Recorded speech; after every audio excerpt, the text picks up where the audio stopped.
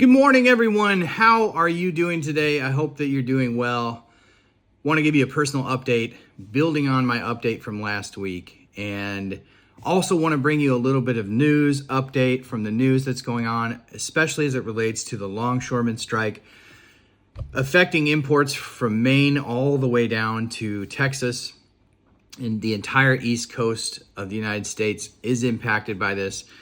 There were news reports yesterday from CNBC that Ozempic, Wegovy, MUST and ZEPBOUND would all be impacted, specifically citing a bill of lading from ships that were coming into the ports in Norfolk, Virginia.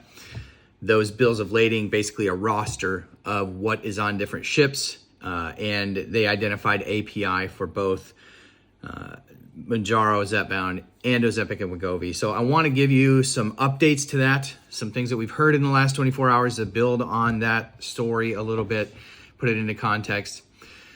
But before I share my story, before I give an update, I want to give my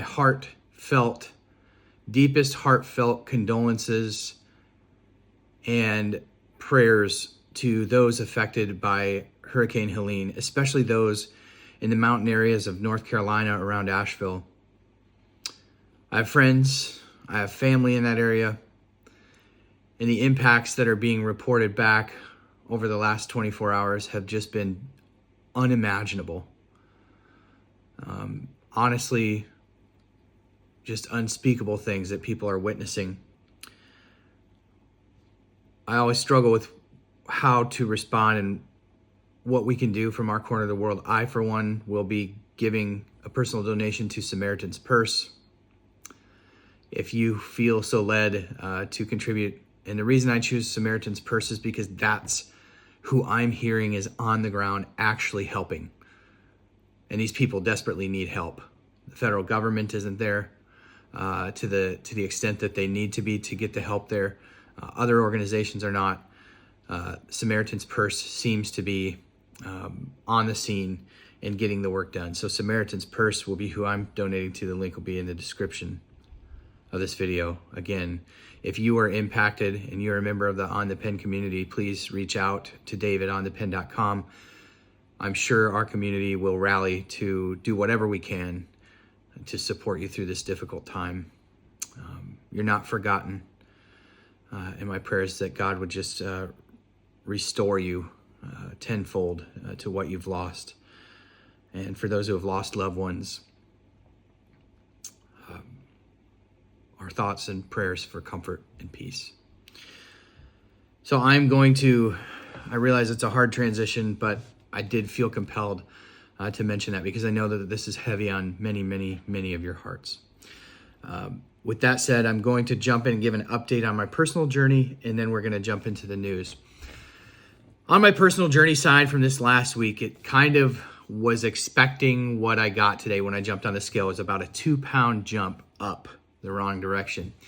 Not entirely surprising because I was a little bit more lax this week with the foods that I chose to eat in the sense that I did have a higher number of carbohydrates, still very low carb, but still had a higher number of carbohydrates. I did some testing this week with some foods too that definitely kicked me out of ketosis. I did some testing with eating protein before whatever carbohydrates I did consume in a meal, all trying to keep the carbohydrates under 20 net grams per day.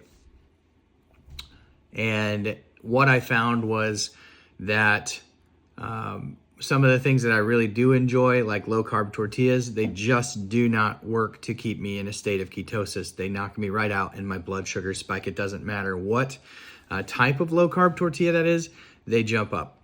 So that's frustrating, but also you gotta tinker with it a little bit. So do I think I gained 2 pounds of fat this week? No, I don't think that I did. But I did expect that the scale wasn't going to go down. And after 2 weeks of repetitive loss of 3 pounds, I also was not holding out a ton of high hopes that was going to continue. That's a pretty significant drop for me, considering I hadn't dropped like that in a 2-week period in over a year and a half. So that's not all bad, we're just back at it this week, learning and moving forward. So we'll keep going, and I want to continue to bring that update to you, not only because I know that you want it, but for accountability on my part, and just to, sort of the stick to it attitude, and just, I think it's helpful. So thank you for those who are following along on that part of my journey. Now we'll get to the update from the port worker strike that is affecting approximately 50% of the imports to the United States. Now, approximately 48% of active pharmaceutical ingredients, the drug part of the medicine that we take in the United States, are imported from India, about 48%. Isn't that crazy? Without these API, medications can't be produced. And so what the CNBC article identified yesterday was, again, the bill of lading for ships that were coming into the port at Norfolk, Virginia, and essentially highlighted the fact that Novo Nordisk and Eli Lilly both had API coming into that port for Mounjaro, Ozempic, Wegovy, and ZEPBOUND. And so we've gotten updates over the last 24 hours. So sort of building on the podcast from yesterday. If you missed the podcast, go back, check it out. Make sure you give it a 5-star rating. But the update that we got this morning from Novo Nordisk in a statement essentially said that they are shifting their API freight to air freight. And they did say this yesterday, but they had an official release that sort of went out, was in my inbox this morning as an update from their website. Actually, it was from the Discord. I have automatic news updates set up in a channel there over on the Discord. You should consider joining us over there if you haven't already. But the air freight update seems to indicate that there will be now a minimal impact to Wegovy and Ozempic. And even some of the initial forecasting that is done by, I can't remember what federal agency, but one of the federal agencies cited in the CNBC article basically said that they are anticipating that the impact in the near term will be minimal.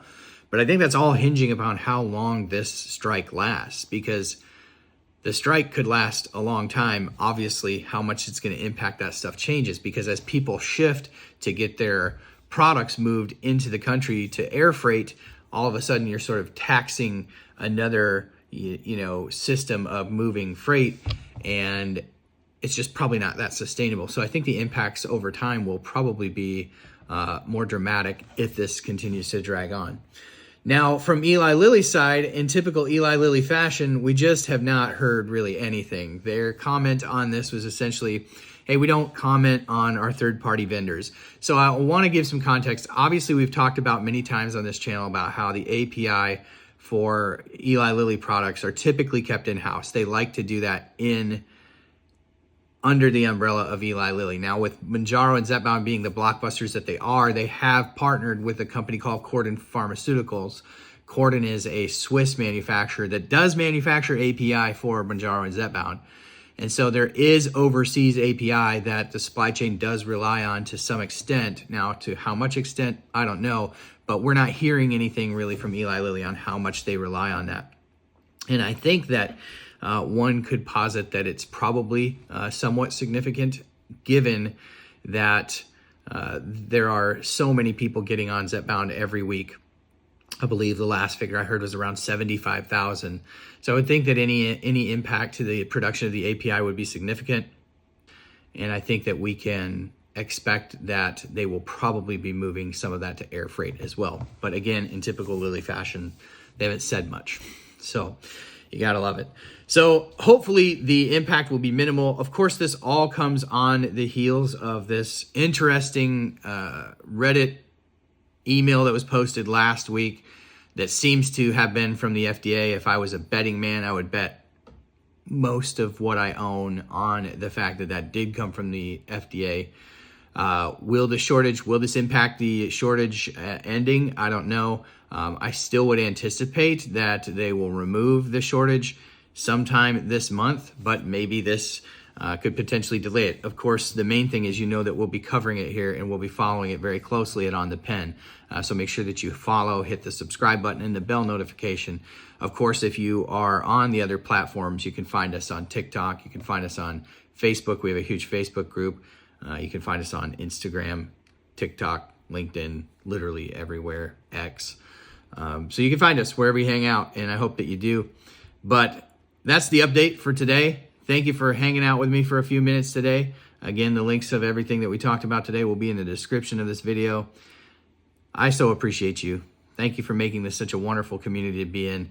Until the next update, we'll see you Thursday night, 9 p.m. Central. Dr. Daniel Rosen. Can't wait to bring it to you. We had a way interesting conversation. Y'all are going to enjoy it. It is like it's old school OTP. So hope you enjoy that Thursday night, 9 p.m. Central. We'll catch you on the next one.